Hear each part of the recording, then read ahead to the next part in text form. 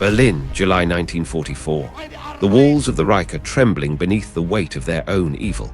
Cities burn, soldiers die, and the man at the top, the Führer himself, clings to madness like a crown. But within the shadow of his empire, one of his own, a decorated, one-armed colonel named Claus von Stauffenberg, decides that loyalty to Germany now means treason against Hitler. He buttons his uniform with trembling fingers, concealing a bomb inside his briefcase. Every salute, every Heil Hitler, is a lie he must perform to get close enough to kill the dictator.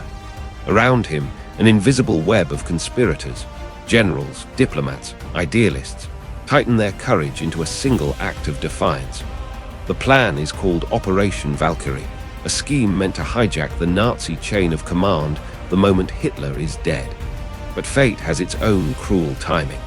One table, one misplaced briefcase, and one heartbeat decide whether history turns toward freedom or sinks further into darkness. This is not a story of heroes and villains. It is a story of men at war with their own oaths, gambling their lives to slay the monster from within. By the summer of 1944, Germany was dying by inches. The once mighty Wehrmacht was being ground to dust on two fronts. In the east, the Red Army surged forward like an iron tide. In the west, Allied bombers darkened the skies, and D-Day had opened a new wound in Normandy. Inside Hitler's bunker, reality had ceased to exist. He raved about miracle weapons, phantom divisions, and victory born of pure will. But for many within his ranks, the truth had become unbearable. These were not naive men. They were officers, aristocrats, patriots, men who had sworn allegiance not just to Hitler, but to Germany itself. And now they faced the question no soldier ever wants to ask. When your leader becomes the enemy of your nation, what is your duty then? At the center of this storm stood Colonel Claus von Stauffenberg, brilliant, ambitious, and broken. He had lost his right hand, 2 fingers of his left, and an eye to a British airstrike in North Africa. Yet what he hadn't lost was conviction. Stauffenberg returned from the battlefield, seeing the war for what it was, a machine feeding on the soul of Germany. He was joined by others, General Ludwig Beck, the old strategist who once tried to resign in protest, Henning von Tresckow, a man of conscience who believed that action, not prayer, could save their nation's honor, and Friedrich Olbricht, who commanded the Reserve Army's logistics network and saw in its structure a weapon, one that could be turned against the Nazi regime itself. Their plan would be a masterstroke of irony, to use Hitler's own contingency protocol, Operation Valkyrie, designed to stabilize the Reich in the event of internal chaos, as the very means to overthrow him.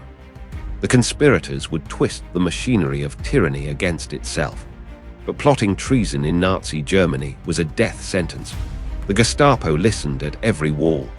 One careless word, one suspicious glance, and an entire family could vanish overnight. So they met in whispers, exchanged coded letters, and buried their intentions beneath layers of ceremony and deceit. As bombs fell on German cities and soldiers froze in the ruins of the Eastern Front, this group of officers began to plan something even more dangerous than war: redemption. The idea was simple in theory and suicidal in practice. To kill Hitler, one had to stand beside him. To seize Germany afterward, one had to command its armies before the SS did. That was the brilliance and the trap of Operation Valkyrie. Originally drafted as an emergency plan to preserve order if Hitler were assassinated or incapacitated, Valkyrie would mobilize the reserve army to take control of key cities, communications, and government buildings. It was meant to crush rebellion. The conspirators would repurpose it to create one. All they needed was a trigger, a dead Führer.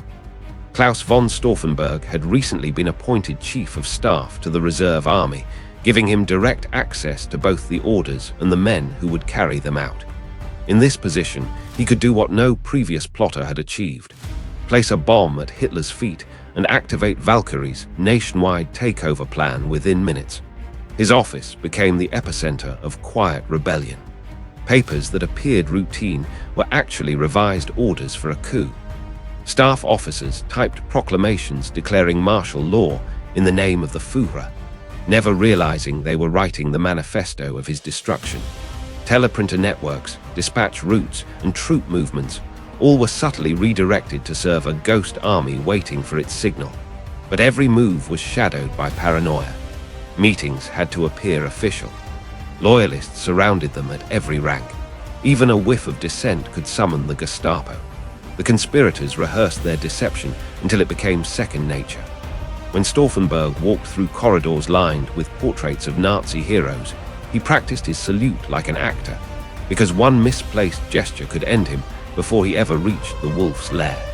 And so, under the blinding lights of Berlin, amid the roar of air raids and the hum of typewriters, the coup's machinery clicked into place.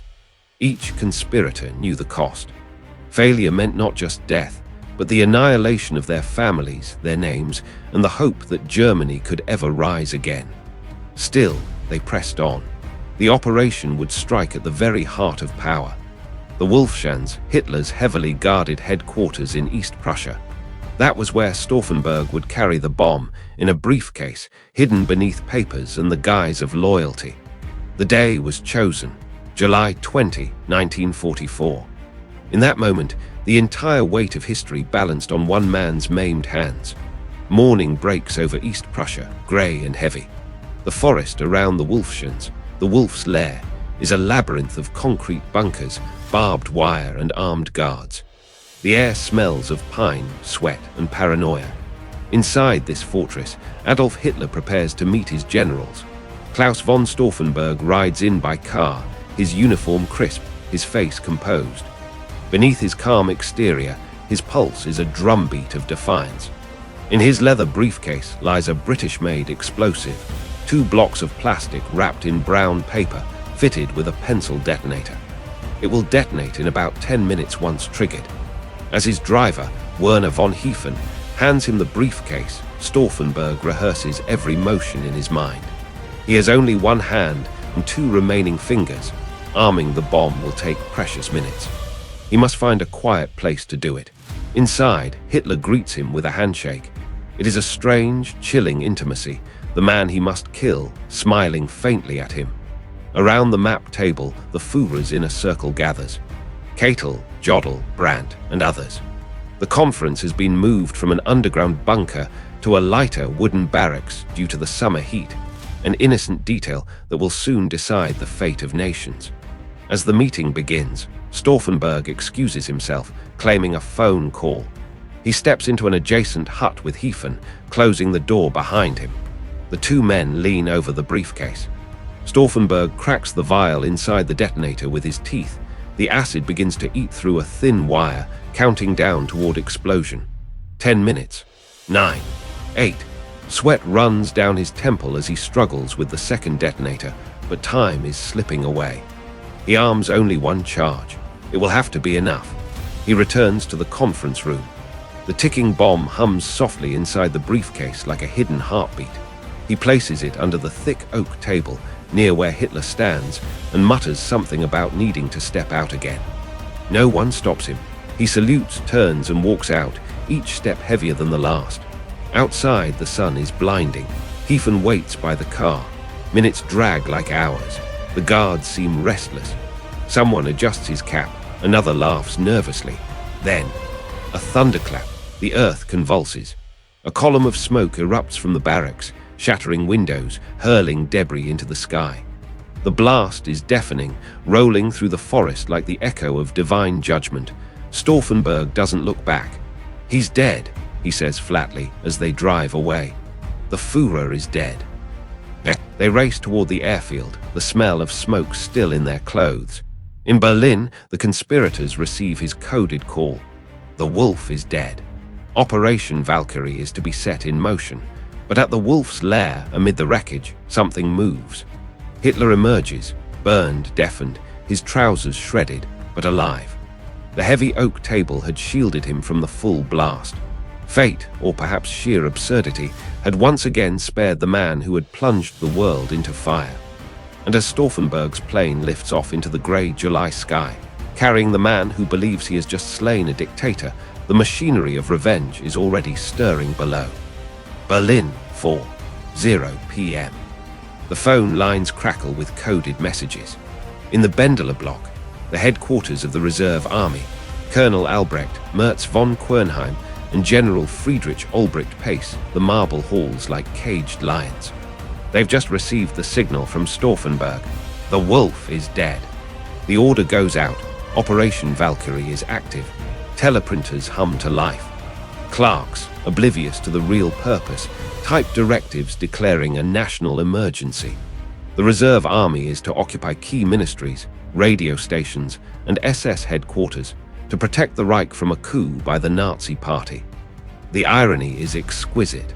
Hitler's loyal soldiers now move under orders written to destroy his own regime. In Paris, General Karl-Heinrich von Stauffenberg arrests hundreds of SS officers in one sweeping motion. In Vienna, Prague, and even parts of northern Germany, units of the Wehrmacht take control of local authorities. For a few fleeting hours, the plot works. The monster seems slain, and its body is being shackled before it can rise again. Then the first cracks appear. The Bendeler block is flooded with conflicting reports. Some say Hitler is dead, others say he's injured. A few claim to have heard his voice on the radio. And then comes the fatal confirmation: Hitler has survived. He's already speaking to Goebbels in Berlin, his voice trembling with rage but alive enough to command vengeance. Stauffenberg, just returned from his flight, refuses to believe it. Impossible, he insists. I saw the explosion myself. No one could have lived through that. But disbelief won't change reality. The coup is unraveling in real time. Loyal officers begin hesitating, confused about which orders to follow. Troops loyal to Hitler, led by Major Otto Remer, surround the Bendeler block. Goebbels puts Remer on the phone with Hitler himself. When Remer hears the Führer's unmistakable voice, his allegiance snaps back into place like a trap closing. At 10 p.m., Berlin descends into chaos. Gunfire echoes through the streets. The coup leaders argue over their next move. Stauffenberg stands at a window, his face lit by the orange glow of fires burning across the city. "We were so close," he murmurs. Moments later, the doors burst open. Soldiers storm the room. The very reserve army that was meant to save Germany now arrests its would-be liberators. Stauffenberg, Albrecht, Quernheim, and Werner von Heefen are dragged into the courtyard. The July night is still, except for the sound of boots and distant sirens. Under a single flickering lamp, the firing squad readies their rifles. Stauffenberg's last words cut through the silence. "Long live Holy Germany." The shots crack, 4 men fall. The coup is dead before midnight, but the echo of that night would not fade. Across Europe, as the Reich crumbled, the image of those officers, flawed, desperate, but defiant, became a testament to the idea that even inside the darkest empire, there were those who dared to resist.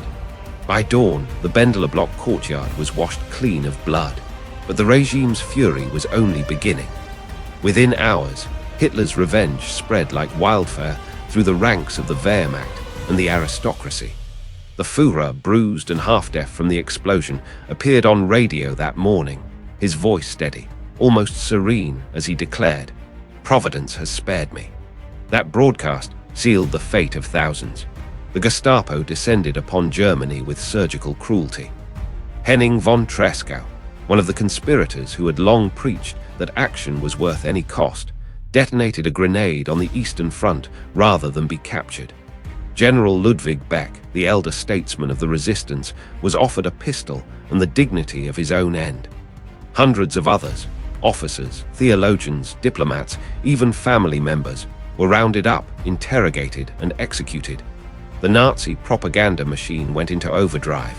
Newsreels showed Hitler greeting Mussolini amid the ruins of the Wolf's Lair, laughing, untouched. The message was unmistakable.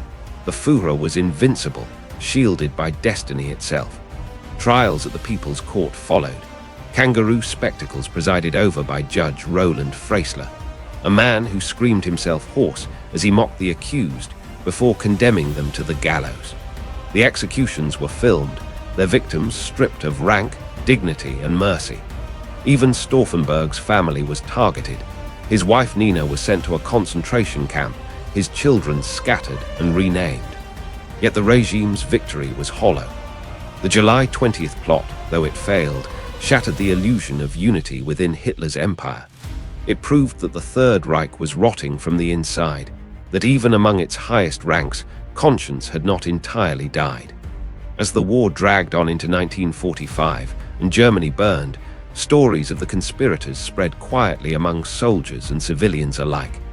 They became symbols of moral rebellion, of a nation trying, too late, to save its soul.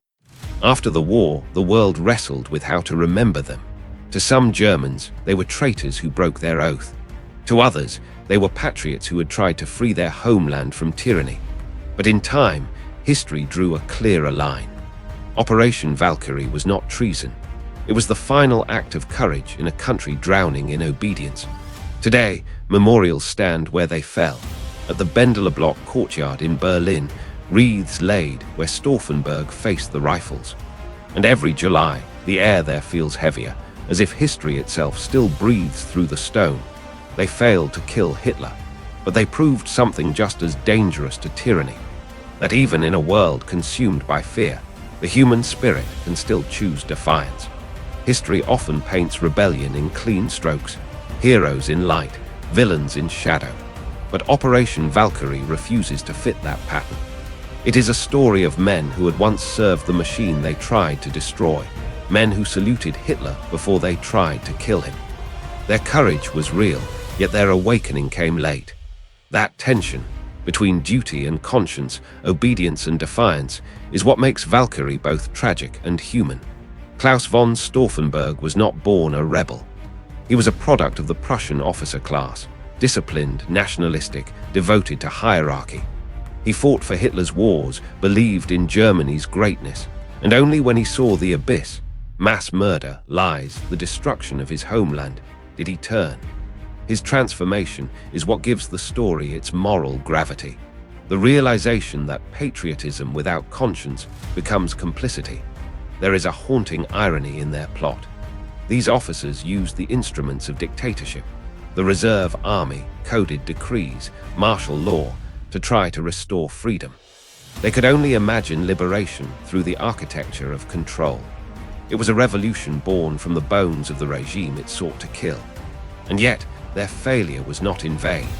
Because when the smoke cleared and the Reich collapsed, the myth of Hitler's invulnerability was gone. The July 20th conspirators became Germany's uneasy conscience, a reminder that moral courage often comes too late, but never too small to matter. In the decades that followed, a new Germany would look back at them not as traitors, but as the first citizens of a moral republic, people who dared to say no when the world demanded silence. The tragedy of Operation Valkyrie is not only that it failed to kill Hitler, but that it revealed how fear can enslave a nation, and how even the righteous must sometimes rise from within the darkness to strike against it. They did not live to see victory, but they restored something that war had almost extinguished. The idea that even in the heart of evil, conscience is still possible.